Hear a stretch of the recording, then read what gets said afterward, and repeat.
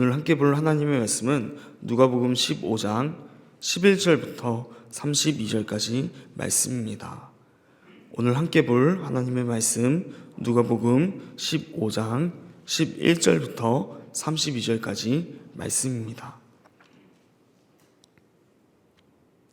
시간 다 차신 줄 알고 11절부터 함께 천천히 합독하도록 하겠습니다. 함께 보시겠습니다. 또 이르시되 어떤 사람에게 두 아들이 있는데 그 둘째가 아버지에게 말하되 아버지여 재산 중에서 내게 돌아올 분깃을 내게 주소서 하는지라. 아버지가 그 살림을 각각 나눠 주었더니 그 며칠이 안 되어 둘째 아들이 재물을 다 모아 가지고 먼 나라에 가서 거기서 황홀방탕하여 그 재산을 낭비하더니 다 없앤 후 그 나라에 크게 흉년이 들어 그가 비로소 궁핍한지라. 가서 그 나라 백성 중 한 사람에게 붙여 사니 그가 그를 들로 보내어 돼지를 치게 하였는데 그가 돼지 먹는 쥐염 열매로 배를 채우고자 하되 주는 자가 없는지라. 이에 스스로 돌이켜 이르되 내 아버지에게는 양식이 풍족한 품꾼이 얼마나 많은가. 나는 여기서 주려 죽는구나. 내가 일어나 아버지께 가서 이르기를 아버지 내가 하늘과 아버지께 죄를 지었사오니 지금부터는 아버지의 아들이라 일컬음을 감당하지 못하겠나이다. 나를 품꾼의 하나로 보소서 하리라 하고 이에 일어나서 아버지께로 돌아가니라. 아직도 거리가 먼데 아버지가 그를 보고 측은히 여겨 달려가 목을 안고 입을 맞추니 아들이 이르되 아버지 내가 하늘과 아버지께 죄를 지었사오니 지금부터는 아버지의 아들이라 일컬음을 감당하지 못하겠나이다 하나. 아버지는 종들에게 이르되 제일 좋은 옷을 내어다가 입히고 손에 가락지를 끼우고 발에 신을 신기라. 그리고 살찐 송아지를 끌어다가 잡으라. 우리가 먹고 즐기자. 이 내 아들은 죽었다가 다시 살아났으며 내가 잃었다가 다시 얻었노라 하니 그들이 즐거워하더라. 맏아들은 밭에 있다가 돌아와 집에 가까이 왔을 때 풍악과 춤추는 소리를 듣고 한 종을 불러 이 무슨 일인가 물은데 대답하되 당신의 동생이 돌아왔음에 당신의 아버지가 건강한 그를 다시 맞이들 때 때문로 인하여 살찐 송아지를 잡았나이다 하니 그가 노하여 들어가고자 하지 아니하거늘 아버지가 나와서 권한대 아버지께 대답하여 이르되 내가 여러 해 아버지를 섬겨 명을 어김없었거늘 내게는 염소 새끼라도 주어 나와 내 벗으로 즐기게 하신 일이 없더니 아버지의 살림을 창녀들과 함께 삼켜버린 이 아들이 돌아오매 이를 위하여 살찐 송아지를 잡으셨나이다. 아버지가 이르되 예 너는 항상 나와 함께 있으니 내 것이 다 내 것이로되 이 내 동생은 죽었다가 살아났으며 내가 잃었다가 얻었기로 우리가 즐거워하고 기뻐하는 것이 마땅하다 하니라. 아멘. 오늘 본문은 우리 모두가 잘 알고 있는 도란 탕자의 이야기입니다. 도란 탕자에 대해서는 많이들 잘 알고 있으실 것입니다. 어떤 아버지에게 두 명의 아들이 있는데 그중 둘째 아들이 아버지가 아직 살아계시는데도 자신이 상속받을 유산을 요구하는 것입니다. 이에 아버지는 그 뜻대로 유산을 나눠주고 둘째 아들은 그 유산을 가지고 먼 나라에 가서 모든 것을 탕진하고 아버지께 다시 돌아오게 되는 이야기입니다. 함께 오늘 본문을 살펴볼 때 조건과 또 무조건이라는 키워드로 조건을 들어 대가를 요구하는 아들과 또 무조건적으로 모든 것을 내어주는 사랑으로 대하는 아버지의 모습을 함께 살펴보고자 합니다. 먼저 11절부터 19절까지는 둘째 아들에 대해서 말하고 있는데 아들이 아버지에게 말할 때 아들이라는 조건으로 유산이라는 대가를 요구하는 모습을 볼 수가 있습니다. 12절에 보면은 둘째 아들이 아버지가 살아계신데도 재산 중 자신에게 돌아올 분깃을 달라고 말하고 있습니다. 아들은 조건을 말합니다. 아들이라는 조건을 말하면서 나에게 주어진 또 내가 받을 그 대가인 돌아올 분깃, 유산을 상속해 달라는 것입니다. 그런데 이거는 잘못된 말입니다. 돌아올 분깃이라는 것은 유산인데 당시 유대 사회에는 우리나라와 동일하게 이 유산이라는 것은 부모가 죽은 후에 그 재산을 물려받는 것이 일반적이었다는 것입니다. 그런데 버젓이 아버지가 살아있는데 그 유산을 상속해달라 하는 것은 상당한 불효에 가까운 말이었습니다. 둘째 아들의 요구는 아버지를 아버지로서 보는 것이 아닌 단순히 재산을 물려줄 자로 여기고 있는 태도가 드러납니다. 결국 아버지와 아들의 관계의 조건과 그 대가를 재산으로서 본 것입니다. 아버지와의 관계가 사랑과 혈연으로 이루어진 것이 아니라 그저 재산으로 엮여있는 조건적 대가로 이루어진 관계로 보고 있는 것입니다. 만일 여러분들이 자녀들에게 이런 말을 들으면 어떤 기분이 드시겠습니까? 제 자녀로 생각해 본다면 아직 말도 못한 애들인데 나중에 커서 이런 말 듣는다 생각하면 세상이 무너지는 마음이 들 것 같습니다. 너무나 자녀들에게 섭섭할 것 같습니다. 그런데 12절 하반절에 보면은 아버지가 어떻게 행동했는지 나와 있는데 이 아버지는 그 살림을 각각 나눠 주었더니 어떤 말도 안 하고 아버지는 그 재산을 첫째와 둘째에게 나눠줬다는 것입니다. 여기에 살펴볼 수 있는 것은 각각 나눠줬다는 것입니다. 즉 둘째만 준 것이 아니라 첫째도 이 내용에 있어서 적극적인 찬성은 아니지라도 동의하였다라는 것을 알 수 있는 부분이 아닌가 생각해 봅니다. 그리고 아버지는 두 아들에게 재산을 상속합니다. 그런데 12절에 보면은 결국 똑같은 재산인데 아들이 달라 할 때는 재산으로서 표기되고 있는데 아버지가 나눠주는 재산은 살림으로서 표현되는 것을 볼 수 있습니다. 이것은 헬라어로 보아야 이해할 수 있는데 아들이 말하는 재산은 우시아라는 단어로 물질적 말 그대로 재물을 의미합니다. 그런데 아버지가 나눠줄 때 표현되는 살림이라는 것은 비우스라는 단어로 생명으로 쓰이기도 하며 보통 인생과 삶 등을 의미하는 데 쓰입니다. 결국 아버지가 나눠준 살림은 그가 여태까지 걸어온 모든 삶이자 또 생명과 같은 그 모든 것을 두 아들에게 나눠줬다는 것을 알 수가 있는 것입니다. 결국 아버지가 아들들에게 행한 일은 단순한 유산 상속이 아니라 모든 것을 주는 무조건적인 사랑이었던 것입니다. 그런데 그 둘째 아들은 그 생명과 같은 그 모든 것이 아버지의 살림을 그 무조건적인 사랑의 결정체를 13절에서 보면은 먼 나라로 가서 허랑방탕하게 낭비하게 됩니다. 13절의 재산은 다시 우시아라는 단어로 쓰이며 아버지는 그에게 생명으로도 표현되는 살림을 주었지만 아들은 그 생명 같은 것을 받고도 그저 수많은 세상 물질 중 하나로 대하고 있는 태도를 볼 수가 있는 것입니다. 얼마나 소중하고 중요한 것인지 모르는 것입니다. 그렇게 허랑방탕과 낭비란 단어가 함께 사용되고 있습니다. 둘째 아들은 아버지의 삶이 담긴 생명과 같은 유산을 받아 그것을 그저 물질로서 낭비하며 소진하게 되었습니다.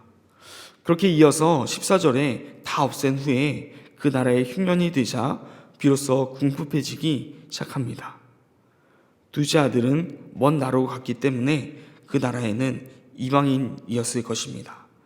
당시 연고지 한 명도 없는 땅에서 사람이 돈도 없이 살아가기 힘들었을 것입니다.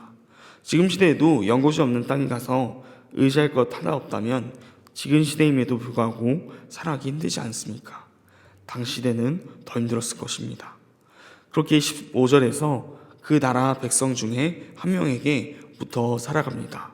그리고 그는 돼지를 치게 됩니다. 이것은 그저 다른 나라 사람의 허드렛 일을 하고 있구나 정도로 끝날 일이 아닙니다. 지금 그가 맡은 일은 돼지를 돌보는 것이기 때문입니다. 중요한 것은 유대인들에게 돼지는 부정한 동물이기에 키우지도 않고 먹지도 않았다는 것입니다. 유대인들은 이러한 배경 가운데 이미 잘 알고 있었던 것입니다. 유대인들만 사는 지역에는 돼지가 없기 때문입니다. 그런데 지금 유대인들은 부정한 동물이기에 키우지도 않고 먹지도 않고 또 동네 자체에 존재하지도 않는 그 돼지를 유대인인 둘째 아들이 치고 있다는 것입니다. 얼마나 비참한 일입니까? 16절에 가면은 더 비참해집니다. 배가 고프니 먹을 게 없자 돼지가 먹는 쥐업 열매로 배를 채우자 하는 것입니다. 쥐업 열매가 돼지가 먹을 정도로 얼마나 맛이 없고 하찮은 것인지는 중요하지 않습니다. 돼지가 먹는 열매였다는 것이 중요합니다. 언급하였지만 돼지는 부정한 동물이며 유대인들이 상종하지 않는 동물입니다.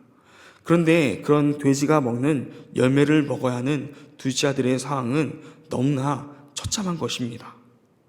더 처참한 것은 그 돼지가 먹는 쥐업 열매도 흉년이게 또 이방인에게 주는 사람이 없어 먹지 못하고 있다고 나와 있습니다.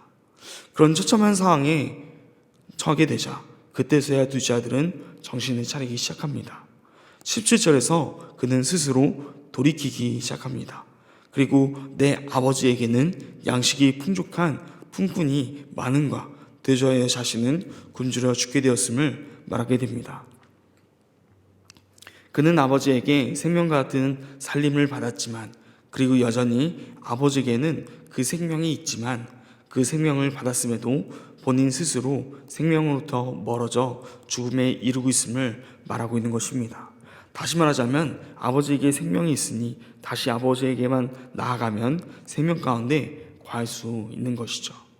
마치 생명 대신 하나님께 생명을 받았으나 하나님부터 멀어져서 죽음에 이르고 있는 사람들처럼 그리고 그 다시 생명이 되신 하나님께 나아가면 구원을 받는 것을 깨닫는 것과 같은 상황인 것입니다. 그렇게 18절에서 이렇게 고백하는 것입니다. 내가 일어나 아버지께 가서 죄와 잘못을 깨달았으면 그 다음에 해야 되는 것은 일어나 아버지이신 하나님께 나아가는 것입니다. 이것이 없으면 우리는 그저 죄 가운데 빠져 죽음으로 나아갈 뿐일 것입니다. 그리고 그것을 알았다면 다시 일어나 우리의 생명 대신 하나님 앞에 나아가야 됩니다. 돌아온 탕자인 둘째 아들은 그 이치를 깨달은 것입니다. 그렇게 이어서 말하는데 내가 하늘과 아버지께 죄를 지었사오니 죄를 인정하고 있는 것입니다. 생명으로 나아가는 것은 죽음에 이르는 죄를 지었음을 인정하는 것에서 시작되기 때문입니다. 그리고 겸손한 자세로 하나님 앞에 나아가야 합니다. 19절에서 지금부터 아버지의 아들이라 일컬음을 감당하지 못하겠나이다. 나를 품꾼의 하나로 보소서. 둘째 아들은 탕자였지만 고난과 환난을 겪으면서 깨달았던 것입니다. 자신이 죄인임을 깨닫고 그렇게 아버지 앞에서 겸손하게 종의 자세로 나아가려 했던 것입니다. 우리도 그리스도인이라면 마찬가지여야 될 것입니다. 이어서 20절부터 24절까지는 무조건적으로 아들을 사랑하는 아버지의 모습을 살펴볼 수 있습니다. 아들이 돌아오자 아직도 거리가 먼데 아버지가 아들을 보고 알아보고 달려와 목을 안고 입을 맞춥니다. 이 부분에 대해서는 많이 들어봤을 것입니다. 거리가 먼에도 아버지가 아들을 알아보았던 것은 그만큼 매일같이 아들이 오기만을 기다렸다는 것입니다. 그렇게 거리가 먼에도 아들을 한눈에 알아보았을 것입니다. 또한 아버지는 아들이 오기를 기다린 것이 아니라 달려갔다는 것입니다. 그리고 목을 안고 입을 맞춥니다. 둘째 아들은 망해서 다른 사람에게 빌붙어 있으며 제대로 먹지도 못하고 돼지를 치던 자입니다. 얼마나 냄새나고 또 그가 씻었겠습니까? 지저분한 상태였을 것입니다. 그럼에도 불구하고 아버지는 그 아들을 끌어안고 입을 맞춥니다. 이게 아버지의 마음입니다. 아버지는 아들에게 생명을, 자신의 삶을 줄 정도로 사랑하는 자이기 때문입니다. 심지어 아들이 생각해 두었던 그 말, 죄인이니 종으로 여겨달라는 그 말을 다 하기도 전에 아버지는 종들에게 제일 좋은 옷과 반지와 신을 가져오라고 명령합니다. 이것은 아들의 신분이 다시 아들로서 회복되었음을 의미하는 것입니다. 그러나 아버지는 그런 종의 모습인 아들을 참지 못하고 바로 옷을 입히고 반지를 끼고 또 자신의 아들임을 모든 사람에게, 종들에게 보여주고 또 신을 신김으로 아들의 수치를 가리고 종의 신분에서 아들의 신분으로 회복을 확증하고 있는 것입니다. 그리고 축제를 벌입니다. 살찐 송아지를 잡으라 시키고 먹고 즐기자 합니다. 아들이 죽었다 다시 살아났기 때문이며 잃었다 다시 얻었기 때문입니다. 그리고 그들이 함께 즐거워합니다. 여기서 그들이 즐거워했다는 것은 중요합니다. 어제 이어서 그들이 즐거워했다라는 표현을 통해 죄인된 자가 하나님 앞에 돌아오는 것은 하나님만의 개인적인 축제가 아니라 그 속한 모든 공동체의 축제라는 것입니다. 즉 이 이야기는 어제에 이어지는 것인데 죄인들과 함께 식사한다는 예수님을 비난하는 지금 이 이야기를 듣고 있을 바리새인들과 서기관들의 축제이기도 하며 또 그리스도인들로서 공동체를 이루고 있는 우리의 기쁨이자 축제이기도 하다는 것입니다. 하지만 그렇지 못한 존재가 등장합니다. 마다들입니다. 25절에서 32절까지는 수고와 헌신의 대가로 인정을 요구하는 마다들을 볼 수 있습니다. 마다들은 얼핏 보면 효자인 것 같습니다. 또 그렇게 보입니다. 또 마다들은 섭섭함은 어느 정도 이해되기도 합니다. 그 이유는 마다들은 동생 탕자가 모든 것을 탕진하고 돌아왔을 때 아버지 곁에서 열심히 그 일들을 감당하고 있었기 때문입니다. 25절에서 마다들은 밭에서 일하다가 돌아옵니다. 돌아와 보니 축제가 벌어지고 있는데 무슨 일인가 알아보니 동생이 모든 재산을 다 탕진하고 살아 돌아왔기에 아버지가 기뻐서 축제를 벌였다는 것입니다. 이에 동생의 무분별함에 화나기도 하고 또 자신을 위해서는 아무런 축제를 벌이지 않았으면서 이런 괘씸한 동생에게 살찐 송아지를 잡아 축제를 벌어지는 아버지에게 섭섭한 마음에 마다들은 집에 들어가지 않습니다. 이 28절에서 아버지가 직접 나와서 마다를 달래며 함께 가자 권하죠. 그렇지만 마다들의 화는 풀리지 않습니다. 마다들은 29절과 30절을 통해서 자신을 위해서는 아무런 축제를 벌이지도 않고선 저 부요막심한 동생을 위해서 축제를 벌임에 섭섭함을 토로합니다. 특히 30절에 보면은 아버지의 살림이라고 말하고 있는데 아까 살펴보았던 비오스, 즉 생명과 삶을 의미하는 살림이었음을 마다들도 그 뜻을 알고 있었다는 것입니다. 그렇습니다. 마다들은 아버지의 그 마음에 대해서 알고 있었습니다. 그 생명과 같은 유산을 낳아준 것이 어떤 의미인지 알고 있었다는 것입니다. 어찌 보면 그는 아버지의 유산이 그의 생명과 삶 자체를 의미하는 모든 것임을 알기에 그도 유산을 어떻게 보면 받았지만 여지껏 수고와 헌신하며 아버지 곁에 있었을 것입니다.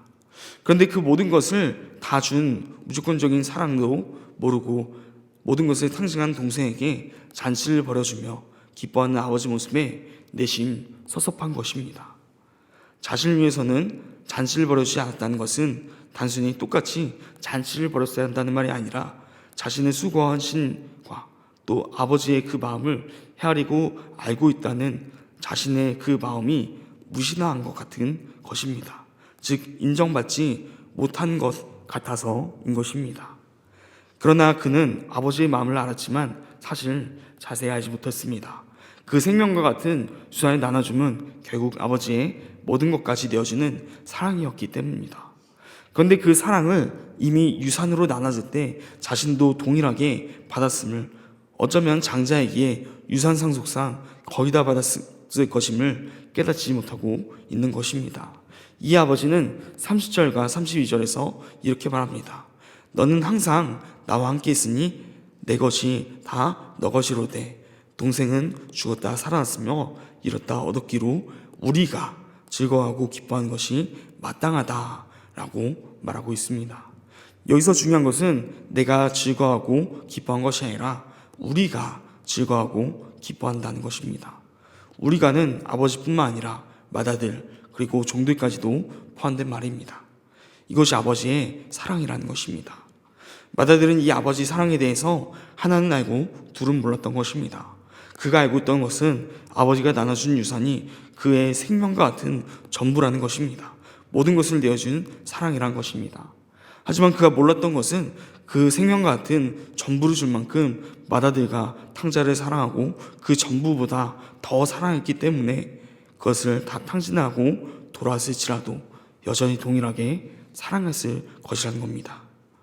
그게 무조건적인 모든 것을 내어줄 수 있는 사랑이기 때문입니다.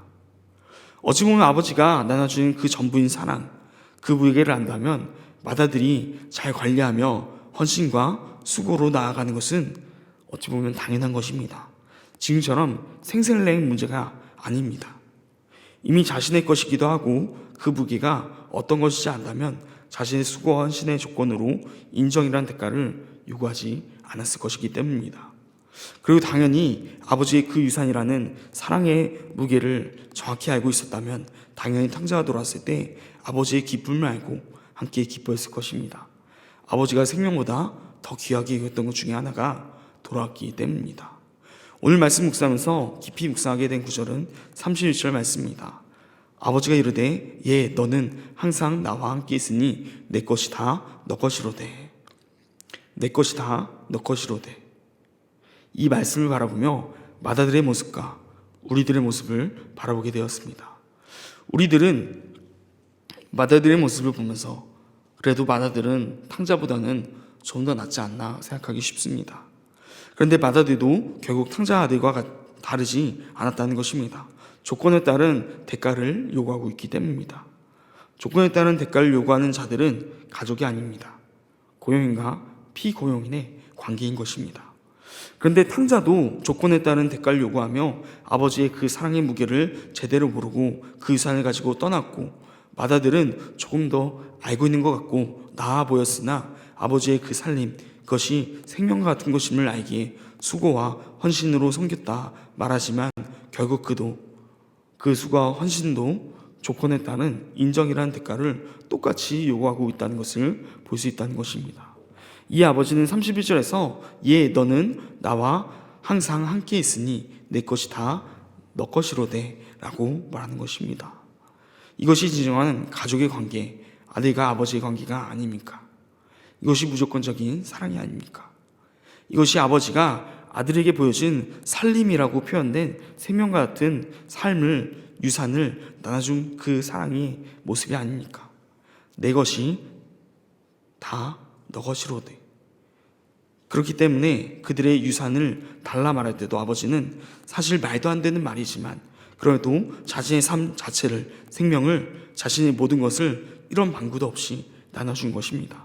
그만큼 무조건적으로 사랑하기 때문입니다. 우리는 정말로 하나님을 아버지로 부르고 있습니까? 정말 우리 하나님은 나에게 아버지와 아들의 관계입니까? 그렇다면 하나님이 나에게 보여주신 예수님을 통해서 죽기까지 하신 그 사랑을 수고와 헌신으로 감당해야 된다는 것입니다. 그리고 그것에 어떤 대가도, 그것이 하다못해 인정받고자 하는 마음일지라도 요구해서는 안 된다는 것입니다. 그것이 내 것이 다 너 것이로되 라는 논리 아닙니까? 하나님은 내 것이 다 너 것이기에 우리에게 예수님을 보내셔서 십자가에 달려 죽기까지 하신 것입니다. 오늘 본문에 아버지와 같이 생명까지 그 모든 것을 내어주셨다는 것입니다. 그렇다면 우리도 내 것이 너 것이 되려면 우리 또한 예수님처럼 그 사랑을 당연하게 수고와 헌신으로 나타낼 수 있어야 되지 않겠습니까? 그런데 정말로 그렇게 살아가고 있습니까? 첫 번째로 정말로 그 아버지의 사랑과 그 생명의 무게를 알고 있는지 되돌아보아야 합니다. 또한 알고 있다면 수고와 헌신으로 나아가야 합니다. 두 번째로 정말로 그 아버지의 삶의 무게를 알고 있다면 수고와 헌신으로 나아갈지라도 어떠한 대가, 그것이 하다못해 인정이지라도 요구하지 않아야 한다는 것입니다. 그저 섬기고 헌신해야 합니다.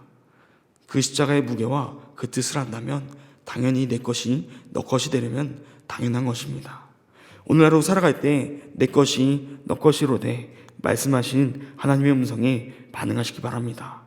모든 것을 생명까지 내어주신 그 예수님 앞에 우리 또한 우리의 생명까지 내어드리며 예수님을 위해 살아갈 수 있는 하루 되길 소망하며 무조건적인 그 사랑 앞에 어떤 수고와 헌신으로 보답해 나아갈지 고민하는 그런 시간 되기를 간절히 축복합니다.